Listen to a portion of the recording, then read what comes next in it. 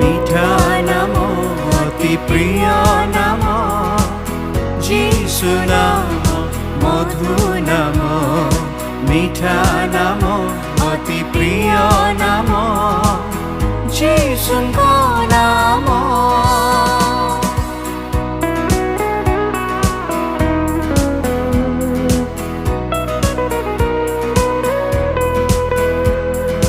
পাপ শাপ করে দূর যিশুଙ୍କ নাম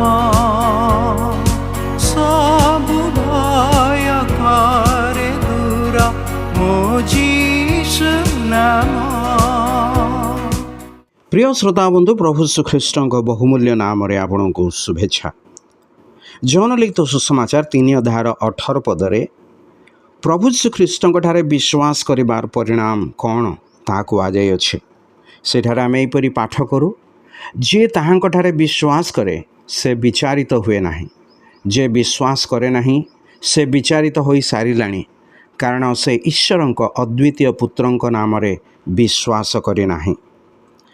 ଜଗତରେ ଥିବା ପ୍ରତ୍ୟେକ ବ୍ୟକ୍ତି, ସେ ଯେତେ ପାପୀ, ଦୁଷ୍ଟ, ଦୁରାଚାରୀ, ଅଧର୍ମାଚାରୀ ହେଉନା କାହିଁକି, ଯିଏ ଈଶ୍ୱରଙ୍କର ଅନନ୍ତ ଦଣ୍ଡର ଅଂଶୀ ହେବାର ଆବଶ୍ୟକ, ତାହାର ପରିତ୍ରାଣ ନିମନ୍ତେ ଈଶ୍ୱର ଆପଣା ପୁତ୍ର ପ୍ରଭୁ ଶ୍ରୀଖ୍ରୀଷ୍ଟଙ୍କୁ ଏହି ଜଗତକୁ ପ୍ରେରଣ କଲେ, ଯେପରି ପରିତ୍ରାଣ ପ୍ରାପ୍ତ ହେବା ନିମନ୍ତେ ପ୍ରତ୍ୟେକ ବ୍ୟକ୍ତି ତାହାଙ୍କଠାରେ ବିଶ୍ୱାସ କରିପାରେ।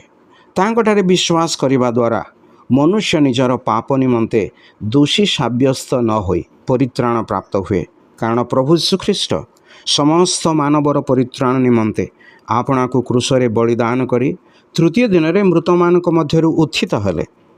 ତେଣୁ କେବଳ ତାହାଙ୍କ ମୃତ୍ୟୁ ଓ ପୁନରୁତ୍ଥାନରେ ବିଶ୍ୱାସ କରି ତାହାଙ୍କୁ ନିଜର ବ୍ୟକ୍ତିଗତ ତ୍ରାଣକର୍ତ୍ତା ରୂପେ ଗ୍ରହଣ କରିଥିବା ବ୍ୟକ୍ତି ଆଗାମୀ ବିଚାରର ସମ୍ମୁଖୀନ ହେବ ନାହିଁ, ବରଂ ତାହାଙ୍କ ଦ୍ୱାରା ଅନନ୍ତ ଜୀବନର ଅଧିକାରୀ ହୋଇ ସଦାକାଳ ଈଶ୍ୱରଙ୍କର ଉପସ୍ଥିତିରେ ରହିବ।